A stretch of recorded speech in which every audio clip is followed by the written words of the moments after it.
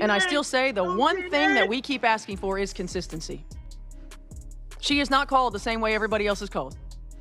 The referees who worked the Indiana Fever game did not just have a bad night. They made a series of decisions, deliberate, undeniable, and catastrophic, that stripped Caitlin Clark of the protection every other player in this league receives as a baseline right, a fist to the throat, a reckless closeout that sent a defender's foot crashing down on top of Clark's foot, reviewed on video and still not upgraded, 2 cheap shots on the most watched player in women's basketball, and the officials who had every tool available to them looked the other direction both times. That is not incompetence, that is a pattern, and Stephanie White, the head coach of the Indiana Fever, walked into that post-game press conference and said exactly what needed to be said, louder and more forcefully than she has ever said it before. Welcome back. This is Rim Run, and today we are ripping the doors off the officiating crisis that the league desperately does not want you to examine too closely, because the moment you do, the entire carefully constructed narrative about how Caitlin Clark is treated fairly in this league collapses into rubble. On the play specifically with Caitlin?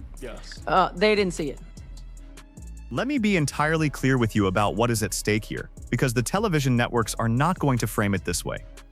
Caitlin Clark is not just a talented rookie finding her footing. She is a generational talent, the kind of player who comes along once in a generation and reshapes what a sport looks like to the outside world. She is the reason the ratings are where they are. She is the reason new fans are tuning in for the first time. She is the reason arenas that were running at partial capacity are now selling out. And the way this league's officiating apparatus has responded to that reality is not with protection. It is not with the heightened awareness that a player of her visibility and vulnerability deserves. It is with a brand of selective blindness that has now crossed every reasonable threshold. Think about what we are actually talking about. A fist to the throat. Not incidental contact. Not a hard foul in a scramble situation. A fist to the throat of the most prominent player in women's basketball. Reviewed on video and not upgraded. That is the conversation we are having today, and Stephanie White is the person who finally had enough and said it out loud in front of cameras at the podium, with reporters recording every word. She did not whisper it to an assistant coach on the bench. She did not slip it into a private conversation. She stood at that microphone and delivered a message that the officiating crew and the league office both needed to hear, and she delivered it with a clarity and a force that left absolutely no room for misinterpretation. And I still say the one thing that we keep asking for is consistency. She is not called the same way everybody else is called. Now let me walk you through exactly what happened in this game, because the sequence of events is crucial to understanding why Stephanie White came into that press conference as angry as she was. The first incident involved a closeout, a defensive player closing out on Clark near the arc. The nature of that closeout, according to what was discussed at the post-game presser, was reckless. The officials actually reviewed it. They had the video, they had the angles, they had everything they needed to make the correct call. And when that review was complete, the defender's foot was still coming down on top of Clark's foot. That is not ambiguous. That is not a judgment call in the traditional sense. That is a physical reality captured on camera, and the officials looked at that physical reality and decided it did not rise to the level of an upgraded call. Absolutely disrespectful. That is the word Stephanie White used, not frustrated, not disappointed, disrespectful. The second incident was the fist to the throat. I want you to sit with that for a second. A fist to the throat of Caitlin Clark, not called. In a game where the officiating crew was already under scrutiny for how they were managing the physicality directed at the Fever's franchise player. 2 incidents, 2 clear opportunities to protect a player who was being targeted with dangerous contact. And the officials failed on both counts. But the officiating failures did not stop there. There was also the matter of a timeout that Indiana tried to call in regulation. A timeout that Stephanie White confirmed the team was aware they had, that they were prepared to use, that they attempted to signal for after securing a rebound. And it did not get called. It just did not get called. The Fever had the rebound. They were ready to stop the clock. They were getting ready to call it, and it did not happen. In the closing moments of a game, a missed timeout call is not a footnote. It is a game-altering event, and it happened to Indiana. Then there was the offensive foul on Kelsey Mitchell late in the fourth quarter. Stephanie White addressed this directly. She said the call was soft. She said the arm was down, not out. She said it was a marginal borderline contact situation, and she compared it unfavorably to multiple other plays in the game where the Fever should have received calls and did not. There were multiple plays, she said. Multiple, not one, not two. Multiple plays in that game where Indiana was on the wrong end of calls that should have gone the other way. And then, and this is the part that the league office absolutely does not want amplified, the officials also stopped the game to review a Raven Johnson three-pointer. A three that was by all visible accounts clearly made. Clearly. The kind of call that does not need a review. The kind of call where you look at the video for 10 seconds and you know the answer. And yet the game was stopped. The clock was wasted, and the momentum that Indiana was building was disrupted by a review of a play that should never have been reviewed in the first place. Now here is the thing about Stephanie White. She is not a coach who goes to the podium looking for controversy. She is not someone who fires off accusations without measuring the weight of her words. She has defended her players carefully. She has been measured. She has been professional. So when Stephanie White steps to that microphone and says what she said, with the force she said it, every single person in that room understood that something had genuinely broken down. She was not performing outrage. She was reporting a reality that she had watched unfold in real time, play after play, quarter after quarter. Don't take my word for it. Here is Stephanie White in her own voice at the podium, telling you exactly what the one thing is that the Fever keep asking for. On the play specifically with Caitlin? Yes. They didn't see it. She said it, with cameras rolling, with reporters in the room, with the league office fully aware that this press conference was being recorded. She is not called the same way everybody else is called. That is not a frustrated coach venting after a tough loss. That is a head coach making a formal, documented, on-the-record statement about the officiating standards applied to her franchise player. That is the accusation. That is the evidence.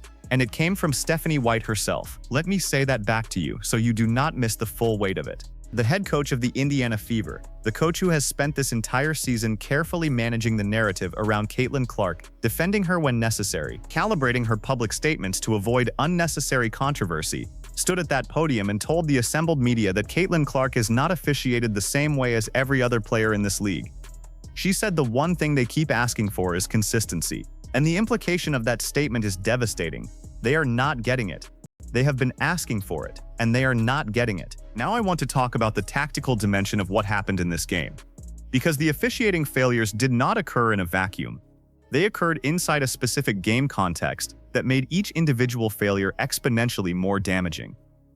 Let us start with the fourth quarter. Phoenix, according to Stephanie White's own post-game assessment, did a very good job in that fourth quarter of attacking downhill and coming straight at the Fever. They were aggressive, they were physical, they were putting Indiana's defense in difficult positions repeatedly, and when a team is attacking you that aggressively in the fourth quarter of a close game, the last thing you need is your star player absorbing dangerous contact without any protection from the officials. The last thing you need is your team getting called for soft offensive fouls, while the genuinely dangerous plays on the other end go unaddressed.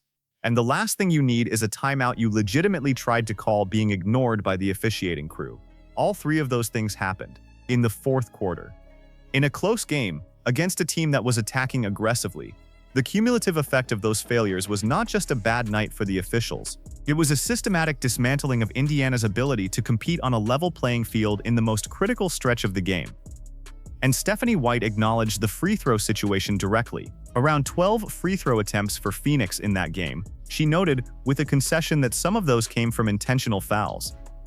But the broader point she was making was about the imbalance, about the disparity between what Phoenix was getting at the line and what Indiana was not getting, despite the contact that Caitlin Clark was absorbing throughout the game. 12 free throw attempts for the opposing team while Clark is taking a fist to the throat and a foot on top of her foot without a single call to show for it. That is the tactical reality of what happened. Now let us talk about the pattern, because this is not a one-game story. This is not an isolated incident that can be explained away by one crew having a difficult night.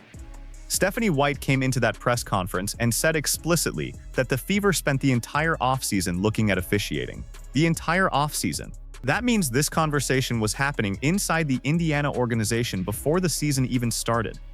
That means the coaching staff went into this year with documented concerns about how Caitlin Clark was being officiated. They flagged it. They studied it. They brought it to the league's attention through whatever channels were available to them. And then the season started, and the same problems that prompted that off-season review materialized again, in real time, in front of a national audience.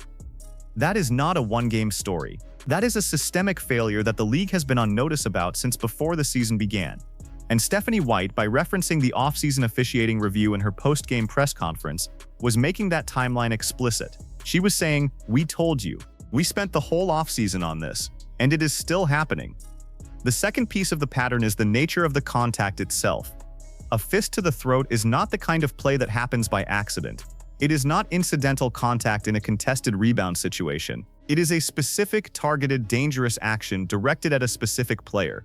And when that kind of contact goes uncalled, and when it goes uncalled after an officiating crew has already reviewed the play and had the opportunity to upgrade it, the message that sends to every other player in the league is clear and unambiguous. You can do this to Caitlin Clark and you will not be punished for it. That message is dangerous, not just for Clark, but for the integrity of the game itself. The third piece of the pattern is the timeout. A missed timeout call in regulation in a close game is not a minor procedural error. It is a game-altering event. Indiana had the rebound. They were ready to stop the clock. They attempted to signal for the timeout, and it was not acknowledged. That is 3 separate failures. The throat foul, the foot foul, the timeout, in a single game. 3 separate moments where the officiating crew had the opportunity to do the right thing and did not. 3 separate moments where Indiana was on the losing end of a decision that should have gone the other way. Now I need to address the question that a reporter asked Stephanie White directly at that press conference, because the answer she gave is one of the most quietly damning things said at any post-game podium this season. The reporter asked, "What did the officials say when you talked to them? What was their explanation for the calls, or the lack of calls, specifically involving Caitlin Clark?" And Stephanie White's answer was 4 words. 4 words that tell you everything you need to know about the accountability structure, or the complete absence of one, inside this officiating system. Here is exactly what she said. "Don't take my word for it. On the plays, specifically with Caitlin, they didn't see it. They didn't see it. The officials reviewed a reckless closeout on video, with multiple camera angles available, and their explanation for not upgrading the call was that they did not see it. They did not see a fist to the throat. They did not see a foot coming down on top of another player's foot after a play they had already stopped the game to review. They did not see it." Let me say that back to you one more time, because I want every single person watching this video to understand the full implication of that answer. Stephanie White talked to the officials. Multiple times, she mentioned it happened during a timeout and also early in the game. She went to the crew and asked about the plays involving Caitlin Clark, and the response she received on the most egregious contact of the game was that they did not see it. Not "we saw it and judged it to be legal contact." Not "we saw it and determined it did not meet the threshold for an upgrade." They did not see it. A fist to the throat of the most watched player in women's basketball, and the officials who were standing on that court and who had video review available to them did not see it. That answer should be the headline on every sports news outlet running coverage of this game. That answer should be the thing that triggers a formal review by the league office. That answer, 4 words delivered at a post-game press conference, is the single most damning piece of accountability evidence to come out of this entire situation. And Stephanie White said it on camera, with reporters in the room, because she understood exactly what it meant and she wanted it on the record. Now I want to talk about Caitlin Clark's back, because this is where the story takes a turn that is genuinely alarming. Stephanie White was asked at the press conference about Clark's health going forward, specifically about her back. And her response was careful, measured, and deeply concerning if you read between the lines. She said they need to be careful. She said it is a long season. She said they need to make sure she is healthy. And then she pivoted immediately into contingency planning. Ty needs to be ready for more minutes. Raven needs to be ready. They need to get the bigs more involved, specifically thinking about Mo and her ability to get shots off the move. That is a head coach who is genuinely worried. That is not a routine injury update. That is a coach who just watched her franchise player absorb dangerous contact in a game where the officials provided no protection, and who is now staring at the possibility of having to manage without her for some period of time. And the reason that possibility exists, the reason the Indiana Fever are even having this conversation, is because the officiating crew that worked that game looked the other way when Caitlin Clark needed them most. Let me be entirely clear about what this means for the bigger picture. If Caitlin Clark misses time because of contact that should have been called, contact that was reviewed and not upgraded, contact that the officials themselves admitted they did not see, then the officiating failure in this game did not just affect the outcome of one game. It potentially affected the health and availability of the most important player in the league for a stretch of games going forward. The consequences of getting this wrong are not abstract. They are concrete, they are measurable, and they fall entirely on the shoulders of the officials who failed to do their jobs. Stephanie White said this is not unfamiliar territory for some of the players on her team. Think about what that means. The Indiana Fever, a franchise built around one of the most exciting players this sport has ever seen, have been through enough adversity that their head coach can stand at a podium and say, with genuine conviction, that dealing with this kind of situation is not new for some of her veterans. That is a devastating indictment of the environment that Caitlin Clark has been asked to perform in since the moment she stepped onto a WNBA court. And yet here is the thing about Caitlin Clark that the people who run this league seem to fundamentally misunderstand. She is not going away. She is not going to be intimidated into playing a smaller, safer, less aggressive version of her game. She is not going to stop attacking, stop shooting, stop doing the things that make her the most electrifying player in this sport. Every single time she has been knocked down, literally and figuratively, she has gotten up and kept going. That is who she is. That is the competitive DNA that made her what she is. And the officials who failed to protect her in this game, and the league apparatus that has allowed this pattern to continue, are not going to change that. Now I want to talk about Raven Johnson for a moment, because Stephanie White's comments about Raven in this press conference are actually a secondary story that deserves serious attention. When Caitlin Clark went out of the game, because of the contact she had absorbed because of the situation with her back, Raven Johnson stepped into the point guard role. And Stephanie White's assessment of how Raven handled that moment was revealing. She praised Raven's pace. She praised her activity on the defensive end. She praised her size and speed and quickness. She said Raven did a good job getting the ball down the floor, that she is good at playing with pace in the open court. And then she said the one thing that she will always love about Raven Johnson is that she is not afraid to take big shots. She had a big three in the corner. She is not afraid of the moment. She gets to the next play. She is going to keep getting better. That is a coach who believes in her backup point guard. That is a coach who is not panicking about her depth at the position. But it is also a coach who is acutely aware that Raven Johnson is not Caitlin Clark, and that the gap between those two players in terms of what they demand from opposing defenses and what they create for their teammates is significant. The Fever are a better team with Caitlin Clark on the floor.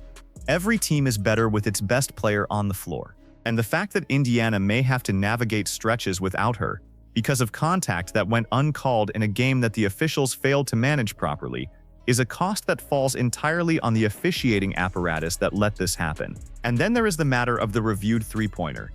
The officials stopped the game to review a Raven Johnson three that, by all accounts, was clearly good. Clearly, the kind of play where the review is a formality, where you look at the video and you confirm what everyone in the building already knew.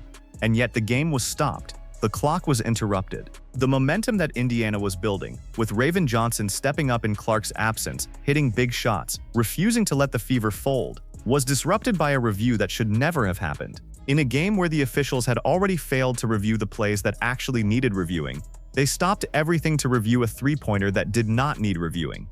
The asymmetry of that is breathtaking. The plays that needed scrutiny got none.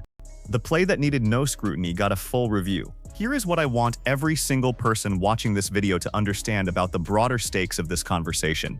This is not just about one game. This is not just about one officiating crew having a catastrophic night. This is about the standard of protection that the most visible player in women's basketball receives from the people who are supposed to be neutral arbiters of the game.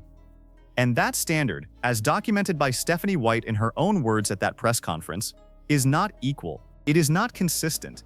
It is not what Caitlin Clark deserves, and it is not what the sport deserves. Stephanie White said the one thing the Fever keep asking for is consistency. Consistency. Not special treatment, not a different set of rules applied to their star player, just the same standard that is applied to everybody else. A fist to the throat gets called a foul when it happens to anybody else in this league. A reckless closeout that lands a foot on top of another player's foot gets upgraded when it happens to anybody else in this league. A timeout that a team clearly attempts to call in regulation gets acknowledged when it happens to anybody else in this league. Consistency. That is all they are asking for. And by Stephanie White's own documented account, they are not getting it. The people who run this league have a decision to make. They can acknowledge what happened in this game, conduct a genuine review of the officiating decisions that were made, and commit to a higher standard of protection for Caitlin Clark going forward. Or they can do what they have done before, issue a quiet statement, acknowledge a missed call or two through the official review process, and move on without addressing the systemic pattern that Stephanie White just put on the record. One of those paths leads to accountability. The other leads to more games like this one, more dangerous contact that goes uncalled, more timeouts that do not get acknowledged, more moments where the most watched player in women's basketball is left without the protection that every other player in this league receives as a matter of course. And here is my prediction. The league office is going to try to make this go away quietly. They are going to acknowledge the most egregious missed call through the official review process, issue the minimum statement required to demonstrate that they took the situation seriously, and hope that the next news cycle moves on to something else. That is the playbook. That is what the establishment does when it gets caught. And it is not going to be enough, because Stephanie White just put this on the record, in her own words, with cameras rolling. Because the pattern she described is documented and traceable. And because the conversation about how Caitlin Clark is officiated in this league is not going away, it is getting louder, it is getting more specific, and it is now being led by the head coach of the Indiana Fever herself. Stephanie White said these things continue to happen time and time again, and eventually it gets frustrating, eventually. She is a patient person, she is a measured person, she is a person who chose her words carefully even in that moment of obvious frustration. And even she has reached the point where she is standing at a podium and calling out the officiating crew in terms that leave absolutely no room for ambiguity. That is how bad it has gotten. That is how undeniable the pattern has become. When Stephanie White, not a provocateur, not a media personality, but a professional head coach with everything to lose by making these kinds of public statements, reaches the point of saying what she said at that press conference, you know that something genuinely broken is happening. Let me close with this, because I think it is the most important thing I can say about this entire situation. Caitlin Clark is still here. She took a fist to the throat. She absorbed a foot on top of her foot on a play the officials reviewed and still got wrong. She played through whatever is happening with her back. She watched her team lose a game that the officiating failures materially affected.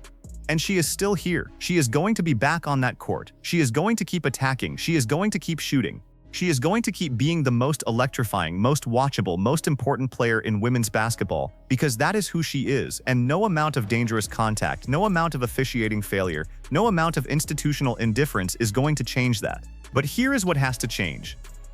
The people who run this league have to decide what kind of league they want to be. They have to decide whether the standard of protection they apply to Caitlin Clark is going to match the standard they apply to every other player.